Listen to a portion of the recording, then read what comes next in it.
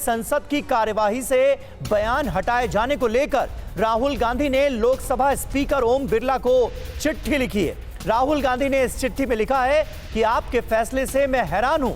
राहुल ने कहा कि मेरा बयान आपत्तिजनक नहीं था। राहुल ने कहा कि हटाए गए अंश बहाल किए जाएं। राहुल गांधी ने अनुराग ठाकुर के बयान का भी जिक्र किया और कहा कि उनका भाषण आरोपों से भरा था, लेकिन केवल एक शब्द ही एक्सपंज किया गया, एक शब्द को ही हटाया गया। मेरे बयान में कुछ भी आपत्तिजनक नहीं था, लिहाजा मेरे वक्तव्यों को जो हटाए गए हैं उन्हें फिर से बहाल किया जाना चाहिए। रिकॉर्ड से जिस तरह से मेरे बयान हटाए गए हैं उससे मैं हैरान हूं। मैंने अपने अधिकारों का इस्तेमाल करते हुए ही देश की जनभावना को सदन में सबके सामने रखा था, लिहाजा हटाए गए हिस्से बहाल किए जाएं, ये कहा गया है राहुल गांधी की तरफ से इस चिट्ठी में। ये चिट्ठी हम आपको दिखा रहे हैं। नेता विपक्ष राहुल गांधी ने स्पीकर ओम बिरला को चिट्ठी लिखी है और उनके कल के भाषण के जो वक्तव्य हटाए गए हैं, जिन्हें एक्सपंज किया गया है, उस पर आपत्ति जताई है। कुमार विक्रांत हमारे संवाददाता इस वक्त हमारे साथ मौजूद हैं। कुमार, और क्या अपडेट है? ये देखिए, आज संसद में आने के बाद राहुल गांधी ने मल्लिकार्जुन खड़गे जो कांग्रेस के अध्यक्ष हैं उनके साथ और केसी वेणुगोपाल संगठन महासचिव के साथ बैठक की, जिस बैठक के बाद ये तय हुआ कि राहुल गांधी ने स्पीकर को चिट्ठी लिखनी है। राहुल गांधी ने स्पीकर को खत लिखा और ये कहा कि उनके शब्दों को वापस लिया जाए, कुछ भी आपत्तिजनक उसमें नहीं था, कोई असंसदीय बात उन्होंने नहीं कही है। और इसके बाद जो केसी वेणुगोपाल हैं वो लोकसभा में इसी मामले पर अब बयान दे रहे हैं, यानी कि राहुल गांधी इस मामले में पीछे हटने को तैयार नहीं है। उन्होंने संसद आने पर मीडिया से बात करते हुए भी कहा कि जो मुझे कहना था मैंने कह दिया, मैंने कुछ भी गलत नहीं कहा और मैंने जो कहा मैं उस पर कायम हूं। तो निश्चित तौर पर राहुल गांधी इस पूरे मामले में बैकफुट पर कतई नहीं आना चाहते, वो आक्रामक ही दिखना चाहते हैं। ठीक है, बहुत बहुत शुक्रिया कुमार आपका इस ताज़ा जानकारी और अपडेट के लिए। और राहुल गांधी आज जब पत्रकारों से मुखातिब हो रहे थे तो भी उन्होंने इस बात का जिक्र किया था कि जो कुछ उन्होंने कहा है वो उस पर पूरी तरह से कायम है, कुछ गलत नहीं कहा गया। लोकसभा के रिकॉर्ड से अपने भाषण के हटाए गए अंशों पर जवाब देते हुए राहुल ने कहा कि सच्चाई को मिटाया नहीं जा सकता। उन्होंने कहा कि हमें जो कहना था वो कह दिया। लोकसभा में राष्ट्रपति के अभिभाषण पर चर्चा के दौरान राहुल ने कई बयान दिए, जिसमें से कई बयान को रिकॉर्ड से हटा दिया गया है। राहुल गांधी ने हिंदुओं को लेकर जो बयान दिया था, जिस पर सदन में काफी हंगामा हुआ था, साथ ही अग्निवीर को पीएम से जोड़ने वाले बयान को भी रिकॉर्ड से हटा दिया गया है। रिकॉर्ड से बयान हटाए जाने पर राहुल गांधी ने कहा कि सच्चाई को मिटाया नहीं जा सकता है। मोदी जी की दुनिया में सच्चाई एक्सपंज हो सकती है, मगर रियलिटी में सच्चाई एक्सपंज नहीं हो सकती है। जो मैंने कहा था, जो मैंने कहना था मैंने कह दिया, वो सच्चाई है। और एक्सपंज करें, जितना करना है करें, सच्चाई सच्चाई होती है। वहीं चिराग पासवान ने राहुल के भाषण हटाए जाने को सही ठहराया है। देखिए, एक्सपेंज करने वाली बातें बहुत सारी थी। एलओपी ने कल जिन बातों को सदन के पटल पर रखने का काम किया, प्रमुखता से बहुत सारी बातें उन्होंने कही जो कि पूर्णतः तथ्यहीन थी। कई उन्होंने व्यक्तिगत टिप्पणी की, प्रधानमंत्री जी को लेकर हो या चेयर को लेकर हो, और जिस तरीके से आस्था के साथ खिलवाड़ करने का उन्होंने कार्य किया, महादेव की तस्वीर को जिस तरीके से लहराने का काम किया, ये कतई इन सब चीजों को बर्दाश्त नहीं किया जा सकता। आज लोकसभा में अखिलेश यादव ने अयोध्या पर बड़ा बयान दिया। अयोध्या पर जीत परिपक्व वोटर की जीत है, ये बड़ी बात उनकी ओर से कही हुई है। वही जो राम रचि राखा, ये कहते हुए हमलावर दिखे अखिलेश यादव और कहा राम को लाने का दावा करने वाले किसी और के सहारे। एक जीत और अध्यक्ष महोदय हुई है। मैं जानता हूं सत्ता पक्ष बैठे वाले लोग समझ गए होंगे। अयोध्या की जीत भारत के परिपक्व मतदाता की लोकतांत्रिक समझ की जीत है। और हम तो अध्यक्ष महोदय यही सुनते आए हैं, होए वही जो राम रचि राखा, यह है उसका फैसला। अध्यक्ष महोदय, होई वही जो राम रचि राखा, यह है उसका फैसला। जिस लाठी में नहीं होती आवाज, जो करते थे किसी को लाने का दावा, वो हैं खुद किसी के सहारे के लाचार।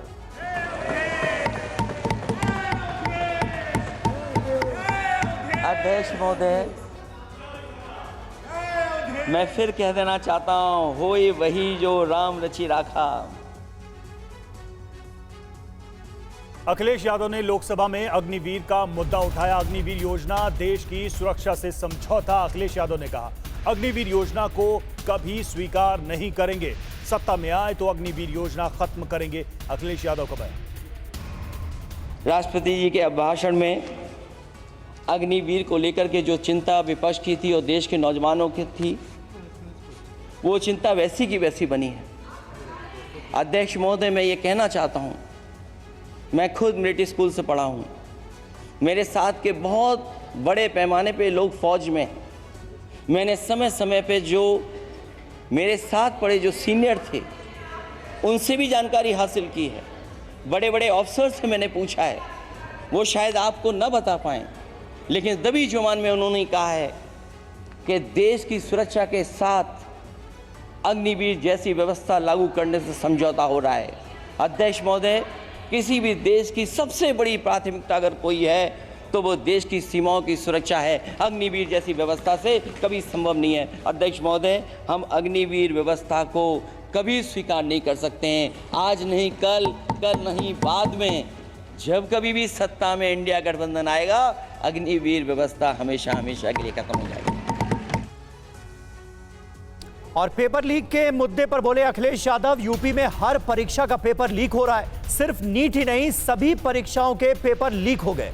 पेपर लीक ना हो, इसकी गारंटी कब मिलेगी?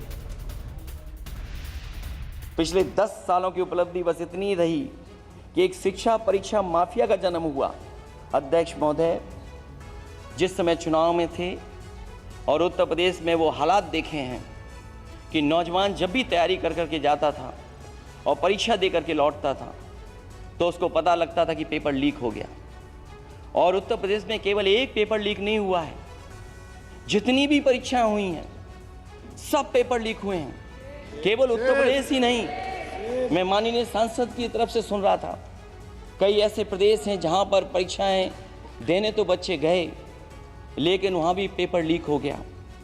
और अभी जब 4 जून को रिजल्ट आया, उसके बाद जो बात उठी है, देश की सबसे प्रेस्टिजियस परीक्षा, उसका भी पेपर लीक हो गया। और आखिरकार ये पेपर लीक हो क्यों रहा है? सच्चाई तो ये है कि ये सरकार पेपर लीक इसलिए करा रही है कि सरकार नौकरी नहीं देना चाहती, रोजगार नहीं देना चाहती। और वहीं अखिलेश यादव ने ईवीएम पर भी सवाल उठाए हैं। 80 सीट जीत जाऊं तो भी ईवीएम पर भरोसा नहीं। अखिलेश ने कहा, ईवीएम से जीतकर ईवीएम को हटाएंगे। ईवीएम पर कल भी भरोसा नहीं था, आज भी नहीं है।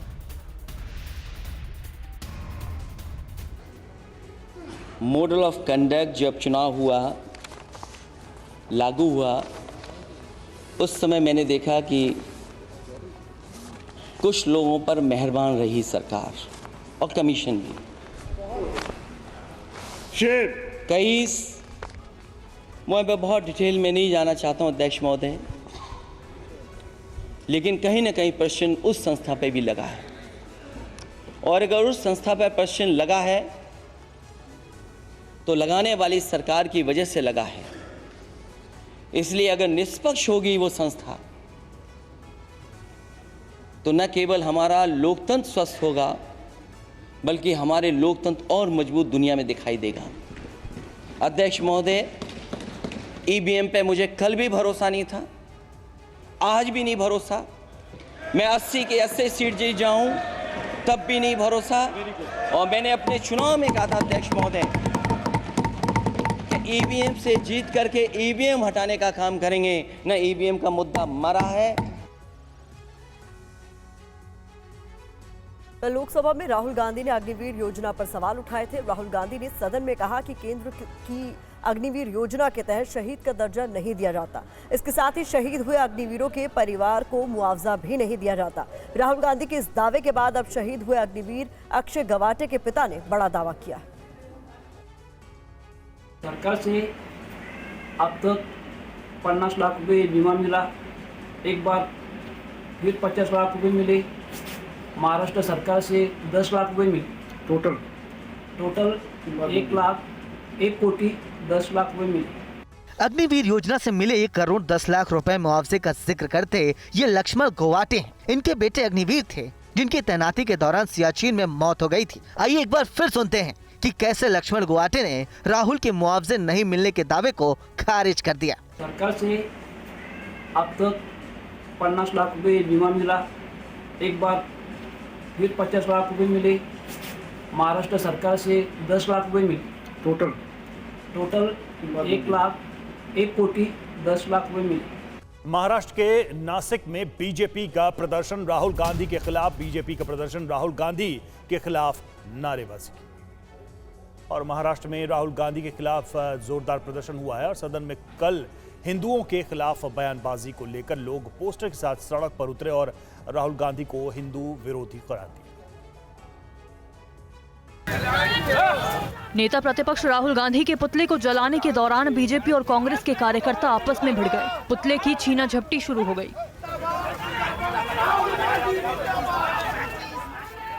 महाराष्ट्र के नासिक की ये तस्वीरें हैं जहां बीजेपी नेता के हाथ से कांग्रेसी पुतले को छीन रहे थे। इस दौरान पुलिस भी थी, वो दोनों के बीच बचाव में आई, लेकिन तब तक पुतले जिनके हाथ लगे उन्होंने नोच डाले, पोस्टर फाड़ डाले। इस दौरान दोनों नेता के बीच धक्का मुक्की और तनातनी भी हुई। धक्का मुक्की के बीच पुतले को बीजेपी के कार्यकर्ता जला नहीं पाए। इसके बाद कार्यकर्ताओं ने पुतले को पैरों तले रौंद डाला। महाराष्ट्र में सड़क से लेकर सदन तक आज राहुल गांधी के खिलाफ विरोध प्रदर्शन हुआ। महाराष्ट्र विधानसभा की सीढ़ियों पर बीजेपी नेताओं ने जोरदार नारेबाजी की।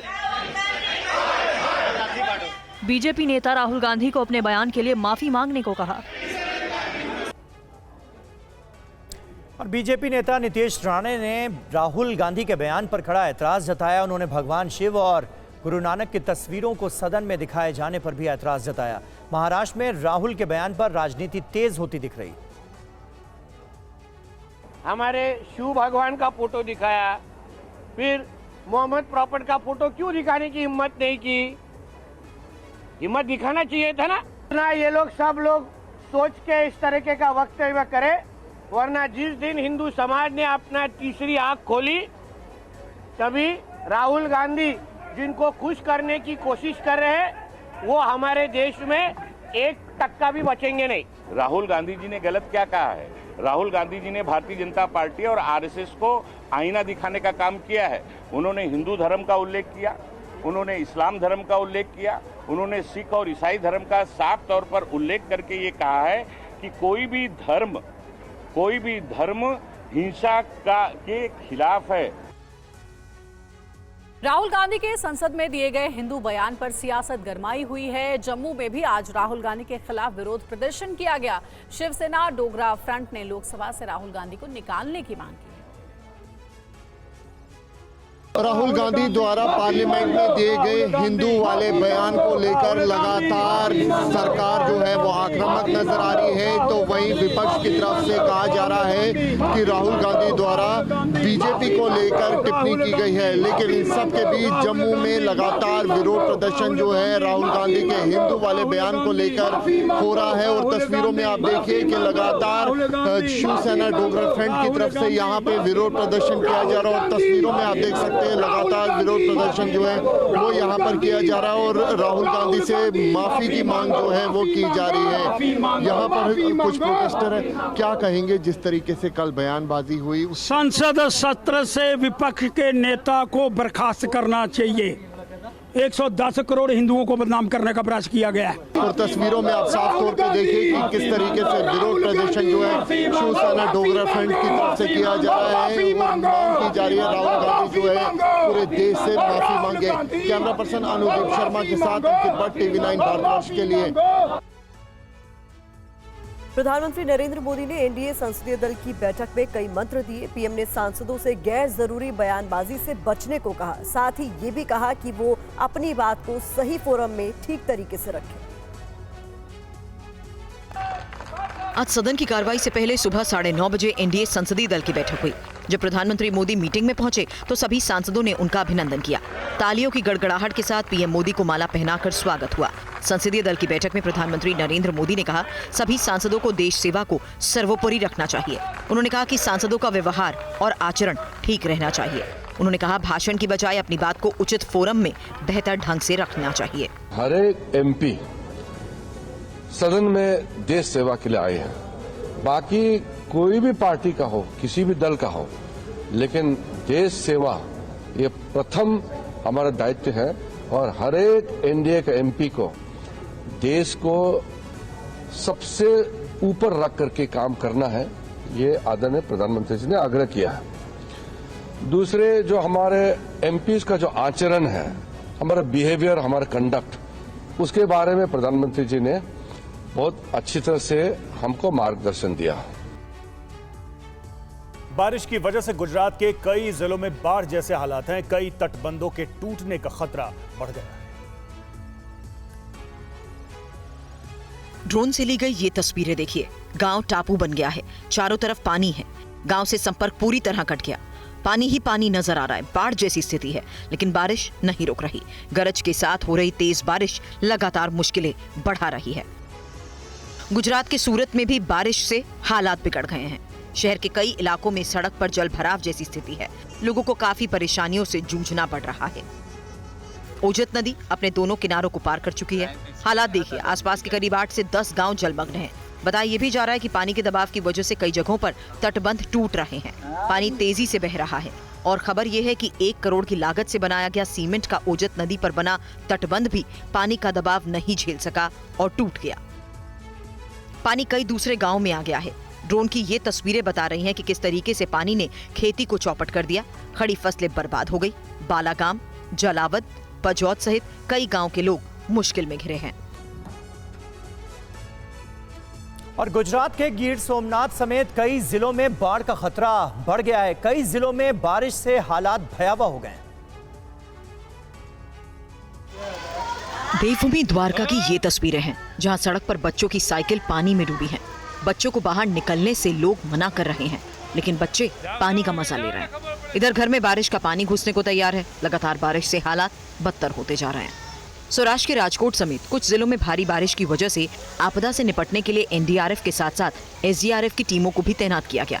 सौराष्ट्र के 3 बांधों पर दबाव लगातार बढ़ रहा है और इसी वजह से आसपास के लोगों को अलर्ट किया गया। इस बीच देवलिया हर्षद गांव को जोड़ने वाली सड़क बंद हो गई। बताया जा रहा है कि देवलिया के पास एक छोटे पुल से पानी बह रहा है, जिससे पुल के पास दरार आ गई है। इसी वजह से रास्ते को एहतियात के तौर पर बंद रखने का फैसला लिया गया। भारी बारिश की वजह से कल्याणपुर में भी जनजीवन प्रभावित हुआ। कल देवभूमि द्वारका जिले की कल्याणपुर में 174 मिलीमीटर बारिश रिकॉर्ड की गई है। इसके चलते यहाँ के नदी और नाले उफान पर हैं। एक आंकड़े के मुताबिक राज्य के 11 बांध 50 से 70% तक भर गए हैं।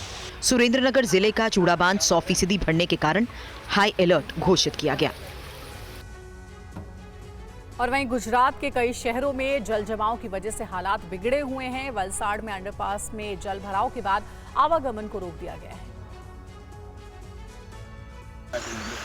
गुजरात के कई इलाकों में लगातार बारिश के बाद से हालात गंभीर बने हुए हैं। वलसाड़ शहर में बारिश के कारण सड़कों और अंडरपास में जल भराव हो गया, जिसके बाद लोगों को काफी परेशानियों का सामना करना पड़ा। पानी भरने के बाद अंडरपास में आवाजाही को रोक दिया गया। वलसाड़ में भारी बारिश के चलते धान की फसल लगाने वाले किसान भी संकट में हैं। उनका कहना है कि बारिश की वजह से उनकी फसल तबाह हो रही है। बारिश के चलते अहमदाबाद, भुज, वापी और भरूच के कई इलाकों में जल भराव हो गया। इसके साथ ही निचले इलाकों में पानी भर गया। सड़कें पानी में डूबी हैं, जिसके चलते ट्रैफिक की आवाजाही में लोगों को समस्याओं का सामना करना पड़ रहा है। स्थानीय मौसम विभाग ने आने वाले दिनों के लिए भी बारिश का अलर्ट जारी किया है। कई जिलों में भारी बारिश के चलते स्कूलों में छुट्टी का ऐलान कर दिया गया। मौसम विभाग के मुताबिक कच्छ, जामनगर, जूनागढ़, देवभूमि, द्वारका, सूरत, नवसारी, वलसाड़ में भारी बारिश होने के आसार हैं। इसके अलावा वडोदरा, अहमदाबाद, मेहसाणा, बनासकांठा, राजकोट, अमरेली समेत कई जिलों के लिए भारी बारिश का अलर्ट जारी किया गया है। असम में ब्रह्मपुत्र नदी कई जगहों पर खतरे के निशान से ऊपर बह रही है। गुवाहाटी में तो मंदिर में मौजूद प्रतिमा भी पानी में डूब गई। गुवाहाटी में मूसलाधार बारिश के बाद ब्रह्मपुत्र नदी का जलस्तर काफी बढ़ गया है। जलस्तर बढ़ने से गुवाहाटी में बनी भगवान विष्णु और माता लक्ष्मी की मूर्ति डूबी नजर आई। तस्वीरों में देख सकते हैं कि प्रतिमाओं का सिर्फ सिर दिख रहा है। जलस्तर बढ़ने के बाद गुवाहाटी के लोग डरे हुए हैं। अभी 3-4 दिन से बहुत बारिश है, इसलिए थोड़ा बढ़ रहा है। और अपर असम और अरुणाचल में भी बारिश है, इसलिए उधर से पानी भरने से ब्रह्मपुत्र बहुत ज़्यादा पानी होता है। बहुत ज़्यादा बढ़ने से पूरा गुवाहाटी में भी पानी भर सकता है सर, तो पूरा दिक्कत हो जाएगा गुवाहाटी में। तो बारिश अगर ज़्यादा हो गया तो बढ़ जाएगा, ज़्यादा पानी भर जाएगा बारिश होने से, तो लोगों को अभी तकलीफ होगा। तकलीफ तो होगा, बहुत तकलीफ होगा, पूरा गुवाहाटी में पानी हो जाएगा ना। असम में कई जगहों पर बाढ़ और बारिश के चलते ब्रह्मपुत्र और उसकी सहायक नदियों का जलस्तर बढ़ गया है। इसके चलते कई जिलों में बाढ़ जैसे हालात बने हुए हैं। इससे लाखों लोग प्रभावित हैं। असम आपदा प्रबंधन प्राधिकरण हालात की निगरानी कर रहा है। और हिमाचल प्रदेश में आज भी भारी बारिश का अलर्ट है। बारिश के बीच हादसों का सिलसिला जारी है। बारिश के बीच कहां एक बड़ा हादसा होते होते टल गया। 60 सेकंड्स में देखिए पूरी रिपोर्ट। कांगड़ा में लगातार हो रही बारिश की वजह से नदियों का जलस्तर तेजी से बढ़ने लगा। इसी बीच एक बड़ा हादसा हो गया। नदी का जलस्तर कम देखकर कुछ श्रद्धालु नदी में स्नान करने पहुंच गए, लेकिन अचानक नदी का जलस्तर बहुत तेजी से बढ़ा।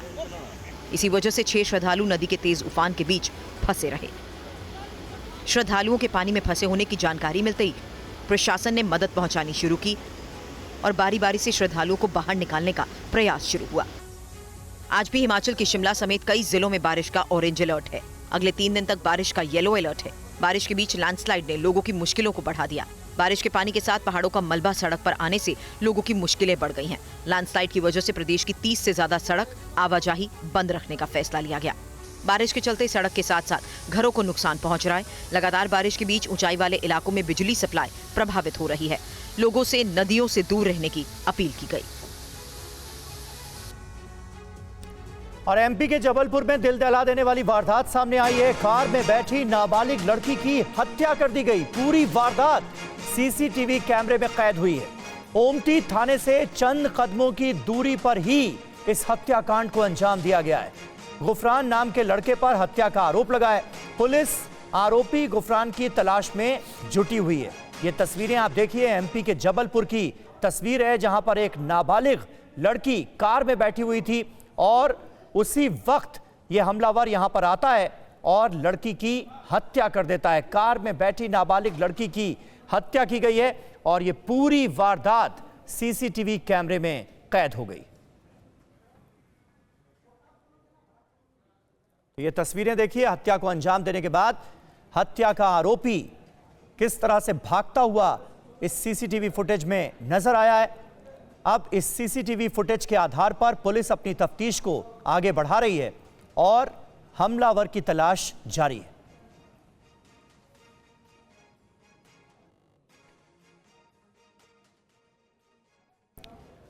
खास बात यह है कि थाने से चंद कदमों की दूरी पर ही दिन दहाड़े इस हत्याकांड को अंजाम दिया गया है, जिससे पूरे इलाके में खासी दहशत है।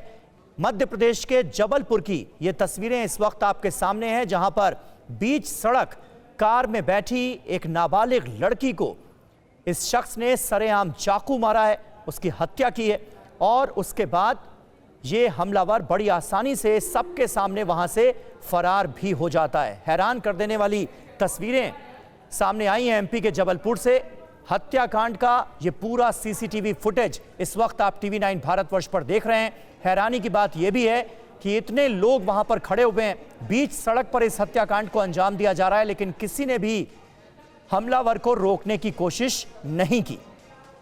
खास बात यह भी है कि ओमती थाना यहां से चंद कदमों की ही दूरी पर है और उसके बावजूद हमलावर बड़ी आसानी से आता है, हत्याकांड को अंजाम देता है और उसके बाद फरार हो जाता है। कानून व्यवस्था को लेकर भी कई बड़े सवाल खड़े हो रहे हैं और ये तस्वीरें साफ जाहिर कर रही हैं कि बदमाशों में पुलिस का कोई खौफ नहीं है। और बड़ी खबर का रुख कर रहे हैं। यूपी में एक और परीक्षा पर गंभीर सवाल उठ रहे हैं। PCSJ 2022 की परीक्षा में धांधली की खबर सामने आ रही है। कोर्ट में यूपी लोक सेवा आयोग का हलफनामा। यूपी PSC ने धांधली की बात मानी है। 50 आंसर शीट में हेराफेरी भी हुई है यूपी PSC में और अब मामले में 3 अधिकारी को सस्पेंड किया गया है।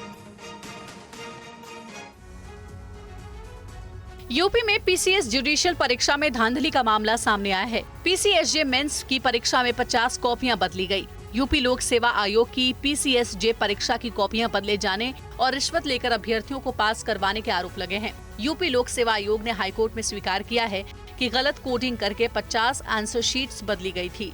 मामले में 3 जूनियर अधिकारियों को सस्पेंड किया गया है। हाईकोर्ट में मामले पर अगली सुनवाई 8 जुलाई को होगी। यूपी में PCS जुडिशियल परीक्षा के जरिए सब ऑर्डिनेट कोर्ट्स में जजों की नियुक्ति की जाती है। PCSJ 2022 की जिस भर्ती परीक्षा में गड़बड़ी का मामला सामने आया है, उसका फाइनल रिजल्ट कई महीने पहले ही जारी हो चुका है। सेलेक्ट हुए करीब सभी अभ्यर्थी चयनित पदों पर ज्वाइन भी कर चुके हैं। ऐसे में हाईकोर्ट ने पूछा है कि प्रभावित हुए अभ्यर्थियों के लिए आयोग अब क्या कर रहा है और साथ ही यह भी बताने को कहा है कि रिजल्ट बदलने पर अगर कोई चयनित अभ्यर्थी बाहर होता है तो उसके लिए क्या किया जाएगा। मध्य प्रदेश में युवाओं को नौकरी देने के मुद्दे पर कांग्रेस ने प्रदेश सरकार पर हमला बोला है। कांग्रेस प्रदेश अध्यक्ष जीतू पटवारी ने TV9 से क्या कहा, सुनिए। कांग्रेस के प्रदेश अध्यक्ष जीतू पटवारी जी हमारे साथ हैं, उनसे बातचीत करते हैं। सर, सरकार से सवाल पूछा गया, विपक्ष ने, बाला बच्चन जी ने सवाल पूछा कि कितने युवाओं को 3 साल में रोजगार दिया। सरकार का जवाब आया कि 3 साल में 2,32,000, वो भी प्राइवेट सेक्टर में। ऐसा है कि उस समय के तात्कालिक मुख्यमंत्री जी रोज भाषण देते थे कि 10 लाख बच्चों को दूंगा, 5 लाख बच्चों को दूंगा, इस महीने इतना करूंगा, उस महीने इतना करूंगा। जो बेरोजगारी के आंकड़े हैं जो रोजगार कार्यालय के अंतर्गत आए, उसमें से 10 लाख बच्चे गायब हो गए, आंकड़े गायब हो गए।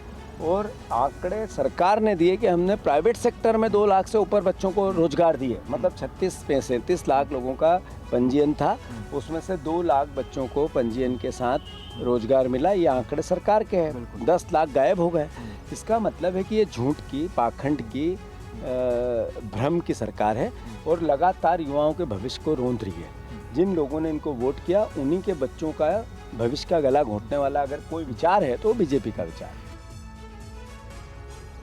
और स्वाति मालीवाल ने सीएम केजरीवाल के नाम एक चिट्ठी लिखी है। इस लेटर में उन्होंने क्या मांग की है, देखिए इस रिपोर्ट। इस खत के जरिए स्वाति ने आरोप लगाया कि जब से उन्होंने दिल्ली महिला आयोग की अध्यक्ष पद से इस्तीफा दिया है, तब से दिल्ली सरकार के मंत्री और ऑफिसर महिला आयोग के खिलाफ मोर्चा खोले हुए हैं। पिछले 6 महीने से दिल्ली महिला आयोग में किसी को सैलरी नहीं दी गई। बजट 88.5% कम कर दिया गया। 181 हेल्पलाइन वापस ले ली गई। अध्यक्ष और 2 सदस्यों की पोस्ट भरने के लिए कोई कार्य नहीं किया गया। दलित मेंबर की पोस्ट 1.5 साल से खाली पड़ी है।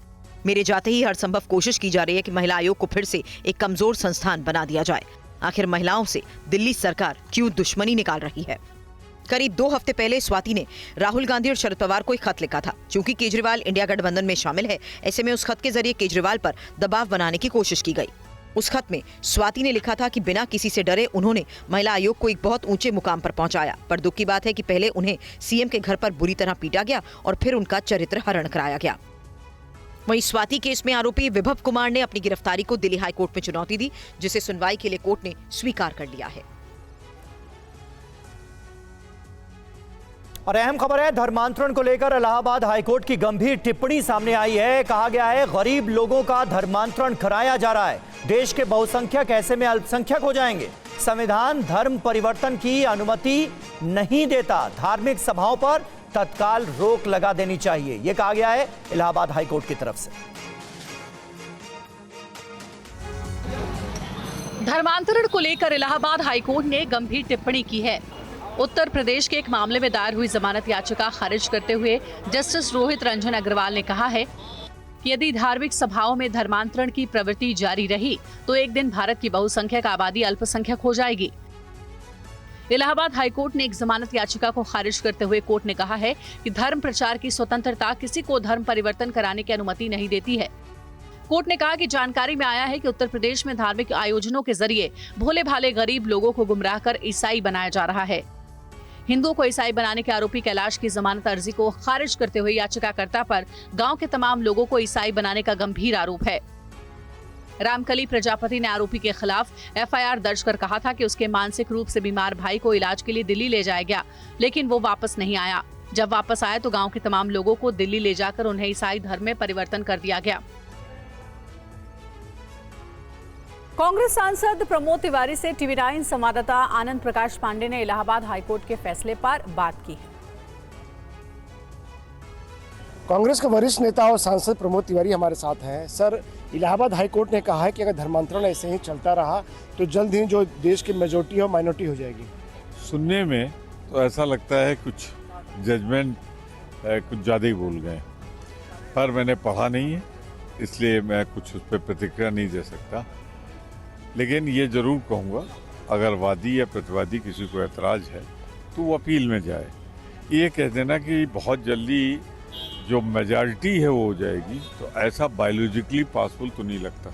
उन्होंने जो क्रिश्चियनिटी में जो कन्वर्जन कराया जा रहा है उसको लेकर बात कही थी, एक मामले की सुनवाई करते। सवाल सिर्फ मैं किसी कास्ट पे नहीं जाना चाहता, सवाल सिर्फ इतना कहना चाहता हूँ कि जो कुछ भी कहा वो पूरी तरीके से ये नहीं कहा जा सकता है कि सच्चाई है, पर क्योंकि मैंने पढ़ा नहीं सिर्फ सुना है तो मैं तभी बोल सकता हूं जब पढ़ लूं जजमेंट।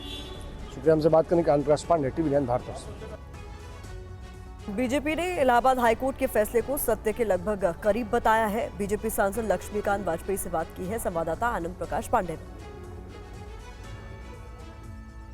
बीजेपी के वरिष्ठ नेता और सांसद लक्ष्मीकांत वाजपेयी हमारे साथ हैं। सर, इलाहाबाद हाईकोर्ट ने कहा है कि अगर धर्मांतरण ऐसे ही चलता रहा तो वो दिन दूर नहीं कि जब भारत की जो बहुसंख्यक आबादी है वो अल्पसंख्यक हो जाएगी। माननीय उच्च न्यायालय का ये निर्णय सत्य के लगभग नजदीकी है और सही मायने में हम सबको समाज में काम करने वालों के लिए आंख खोलने वाला है और हमको इस संबंध में विचार करना चाहिए। लेकिन ऐसा हो क्यों रहा है सर, कौन है जिम्मेदार? जिम्मेदार तो इसमें जो ईसाई मिशनरीज वगैरह हैं वो लोग कर रहे हैं, लेकिन उन पर अब कानूनी अंकुश लगना चाहिए, ऐसा मेरा मत है। शुक्रिया हमसे बात करने के। आनंद प्रकाश पांडे, टीवी9 भारत। और झारखंड बीजेपी के नेता दीपक प्रकाश से भी बात की आनंद प्रकाश पांडे ने।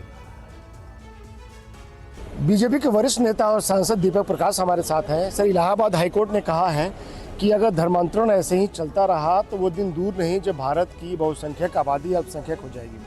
देश में सबसे ज्यादा अगर कहीं बलात् धर्म परिवर्तन हो रहा है तो उस राज्य का नाम झारखंड है। वहाँ पर किस प्रकार से प्रलोभन दे करके गरीब, निर्धन और उनको धर्मांतरित करते हुए चर्च में ले जाने के लिए लोग विवश करते हैं। उसी तरह से पाकुड़ हो, साहेबगंज हो, राजमहल हो, वहाँ पर बांग्लादेशी घुसपैठी आते हैं और हमारी आदिवासी बहनों के साथ शादी करके उन बहनों का ज़मीन भी लूटते हैं और ज़मीर भी लूटते हैं और धर्म का परिवर्तन भी करते हैं। वहाँ की डेमोग्राफी चेंज हो गई। इसलिए न्यायालय का इस निर्णय का मैं स्वागत करता और अभिनंदन करता हूँ कि उन्होंने सटीक बात, तथ्य के साथ उन्होंने अपने बातों को रखा है, निर्देश दिया है। इसके लिए वो धन्यवाद के पात्र हैं। लेकिन धर्मांतरण हो क्यों रहा है और इसके लिए कौन जिम्मेदार है और रुकेगा कैसे ये? झारखंड के संदर्भ में कहा जाए तो ये स्टेट स्पॉन्सर्ड वोट बैंक और तुष्टीकरण की राजनीति का एक हिस्सा है और इसके लिए जो आज सत्ता में बैठे हुए झारखंड पूरी तरह से जिम्मेवार है। शुक्रिया हमसे बात करने के। आनंद प्रकाश पांडे, टीवी9 भारत। और भगोड़े कारोबारी विजय माल्या की मुश्किलें और बढ़ने वाली हैं। मुंबई की एक विशेष अदालत ने विजय माल्या के खिलाफ गैर जमानती वारंट जारी किया है। विजय माल्या फिलहाल लंदन में है और भारत सरकार ब्रिटेन की सरकार से उनके प्रत्यर्पण की कोशिश में जुटी है। वहीं ईडी मनी लॉन्ड्रिंग मामले की जांच कर रही है, जिसमें विजय माल्या को पहले ही भगोड़े घोषित किया जा चुका है। विजय माल्या के खिलाफ गैर जमानती वारंट इंडियन ओवरसीज बैंक से जुड़े 180 करोड़ रुपए का कर्ज नहीं चुकाने के मामले में जारी किया गया है। मुंबई की स्पेशल सीबीआई कोर्ट ने विजय माल्या के खिलाफ 29 जून को गैर जमानती वारंट जारी किया था। विजय माल्या और उनकी कंपनी को 2007-2012 के बीच इंडियन ओवरसीज बैंक द्वारा करीब 180 करोड़ रुपए के कर्ज दिए गए। आरोप है कि दिवालिया अलायंस किंगफिशर के प्रमोटर विजय माल्या ने जानबूझकर सरकारी बैंक से लिए 180 करोड़ रुपए के कर्ज को नहीं चुकाया। इस मामले में विजय माल्या सहित कुल 10 आरोपी हैं। अगस्त 2016 में एफआईआर दर्ज की गई थी। सभी आरोपियों को पेश होने के लिए समन जारी किया जा चुका है। विजय माल्या के लिए विशेष सीबीआई अदालत ने गैर जमानती वारंट भी जारी किया है। विजय माल्या मार्च 2016 में भारत छोड़कर भाग गए थे। जनवरी 2019 माल्या के खिलाफ कई कर्ज न चुकाने और मनी लॉन्ड्रिंग मामले में आरोपी बनाया गया। नवी मुंबई पुलिस ने सलमान खान की हत्या से जुड़ी साजिश को लेकर चार्जशीट फाइल कर दी है। चार्जशीट में बताया गया है कि सलमान खान को सिद्धू मूसेवाला की तरह मारने की साजिश रची गई थी। सलमान खान को मारने के लिए लॉरेंस बिश्नोई गैंग के 2 अलग अलग ग्रुप एक्टिव थे। एक ग्रुप वो था जिसने इसी साल अप्रैल महीने में सलमान के घर पर फायरिंग की वारदात को अंजाम दिया था, जिसमें अभी जांच जारी है। वहीं दूसरा ग्रुप नवी मुंबई में एक्टिव था। पुलिस इस मामले को लेकर पहले से ही जांच कर रही थी, लेकिन इस केस का खुलासा तब हुआ जब मुंबई में सलमान के घर पर हमला हुआ।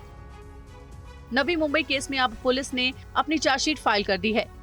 नवी मुंबई केस में पुलिस ने अपने एक मुखबिर को बिश्नोई गैंग में शामिल करवाया था। उस मुखबिर के जरिए पुलिस को गैंग से जुड़ी जानकारी हासिल होती रही। सलमान खान की हत्या के लिए लॉरेंस बिश्नोई गैंग ने पाकिस्तान से AK-47 राइफलें मंगवाई थी। पनवेल पुलिस की चार्जशीट के मुताबिक सलमान को सिद्धू मूसेवाला की तरह मारने की योजना बनाई गई थी। हमला किसी फिल्म की शूटिंग के दौरान किया जाना था या फिर तब जब सलमान खान पनवेल वाले फार्म हाउस में होते। जेल में बंद लॉरेंस बिश्नोई ने सलमान खान पर हमले के लिए 25 लाख रुपए की सुपारी दी थी। 350 पन्नों की चार्जशीट पिछले हफ्ते मजिस्ट्रेट कोर्ट में दाखिल की गई थी। मध्य प्रदेश में T20 वर्ल्ड कप में भारत की जीत का जश्न मनाना किस तरह एक परिवार पर भारी पड़ गया, देखिए।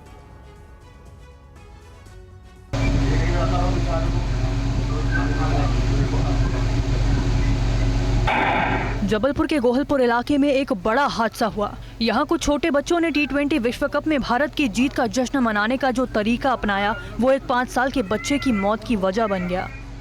हादसे से जुड़ा एक CCTV वीडियो सामने आया, जिसमें कुछ बच्चे सड़क पर बैठे नजर आ रहे हैं। बताया जा रहा है कि ये वीडियो हादसे से ठीक पहले का है, जिसमें बच्चे स्टील के गिलास में बम फोड़ने की कोशिश कर रहे थे।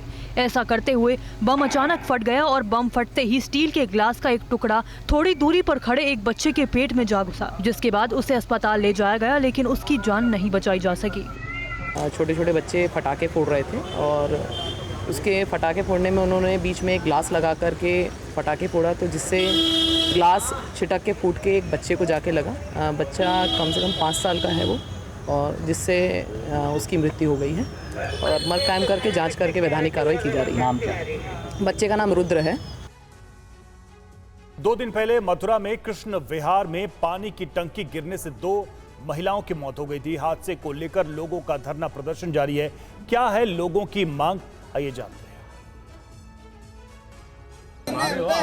मथुरा हादसे को लेकर स्थानीय लोगों का गुस्सा बढ़ता जा रहा है। यहाँ मृतकों के घर वाले सीएम योगी को घटना स्थल पर बुलाने की मांग को लेकर धरना प्रदर्शन कर रहे हैं। इन्हें समझाने के लिए आला अधिकारी भी मौके पर पहुंचे और जांच के बाद दोषियों पर सख्त कार्रवाई का आश्वासन भी दिया, लेकिन गुस्साए लोग नहीं माने। इस बीच 2 दिन पहले हुए हादसे का CCTV फुटेज भी सामने आया है। हादसे से पहले सब कुछ सामान्य दिख रहा है, लेकिन अचानक देखिए किस तरह से पानी की टंकी भर-भरा कर गिर जाती है, जिसके बाद पूरे इलाके में धुएं का गुबार दिखाई देने लगता है। हादसे की चपेट में कई घर आ जाते हैं। इसी हादसे की चपेट में आकर 2 महिलाओं की जान चली जाती है और 13 लोग घायल हो जाते हैं। स्थानीय लोगों का आरोप है कि पानी की टंकी निर्माण के महज 1.5 साल के अंदर ही ढह गई। टंकी निर्माण में घटिया गुणवत्ता का सामान इस्तेमाल किया जा रहा था, जिसके खिलाफ 2018 में सुप्रीम कोर्ट तक में याचिका दाखिल की गई थी, लेकिन उसके बावजूद भी प्रशासन ने कोई कार्रवाई नहीं की। स्थानीय लोगों का दावा है कि अगर अधिकारी समय रहते एक्शन लेते तो इस हादसे को रोका जा सकता था। और वहीं यूपी के जौनपुर में 1 लाख के इनामी बदमाश को STF ने मार गिराया है। उसके पास से कई घातक हथियार भी जब्त किए गए।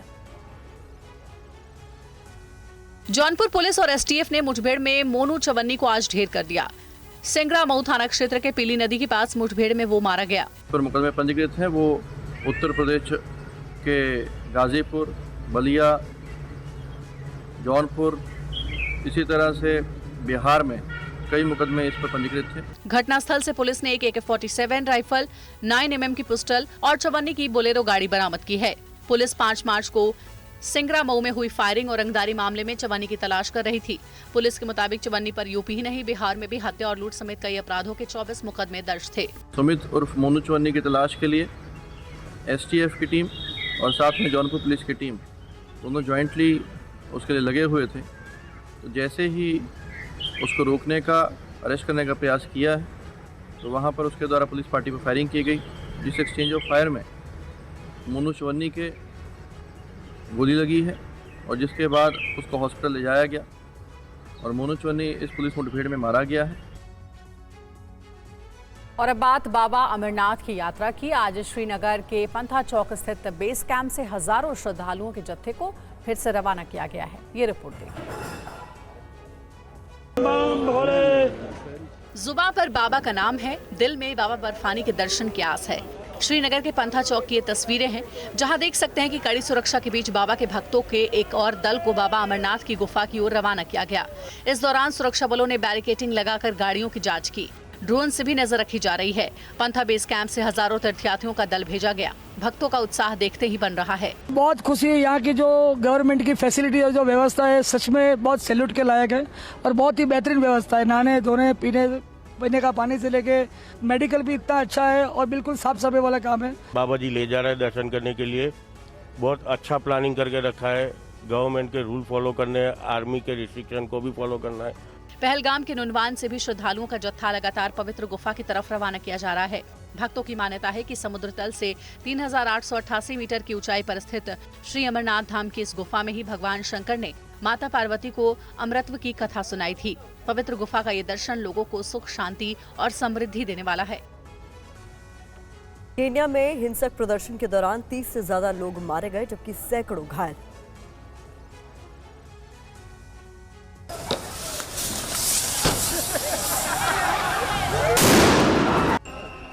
सड़क पर प्रदर्शनकारी मरने मारने पर उतारू हैं। आगजनी तोड़फोड़ के जरिए सुरक्षा बलों को लगातार चुनौती दे रहे हैं। पुलिस और प्रदर्शनकारियों की सीधी भिड़ंत में 39 लोगों की जान चली गई। 360 से ज्यादा लोग घायल बताए जाते हैं। बावजूद इसके प्रदर्शन जारी है। मीडिया रिपोर्ट्स के मुताबिक 32 लोगों के लापता होने संबंधी मामले दर्ज किए गए हैं। सुरक्षा बलों ने 627 प्रदर्शनकारियों को गिरफ्तार भी किया है। पिछले दिनों प्रदर्शनकारी संसद में घुस गए थे और वहां आगजनी की थी। हालांकि सुरक्षा बलों ने सांसदों को संसद भवन से सुरक्षित निकालने में कामयाबी पाई थी। प्रदर्शनकारी नए टैक्स का विरोध कर रहे हैं। बताया जाता है कि इससे डायपर जैसी वस्तुओं की कीमत काफी बढ़ जाएगी। हालांकि ब्रेड पर टैक्स लगाने का प्रस्ताव विरोध के बाद हटा दिया गया था। हिंसा की वजह से राष्ट्रपति विलियम रूतो की सरकार के सामने सबसे गंभीर संकट है। उन्होंने सितंबर 2022 में पदभार संभाला था। हिंसक प्रदर्शन को देखते हुए भारत ने भी केन्या में अपने नागरिकों के लिए एडवाइजरी जारी की है।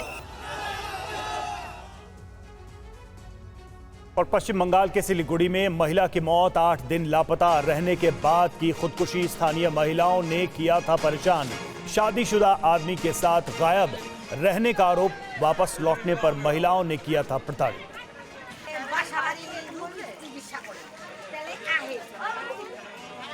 रविशंकर दत्ता हमारे साथ फोन लाइन पर इस वक्त मौजूद हैं। रविशंकर, क्या है ये पूरा मामला?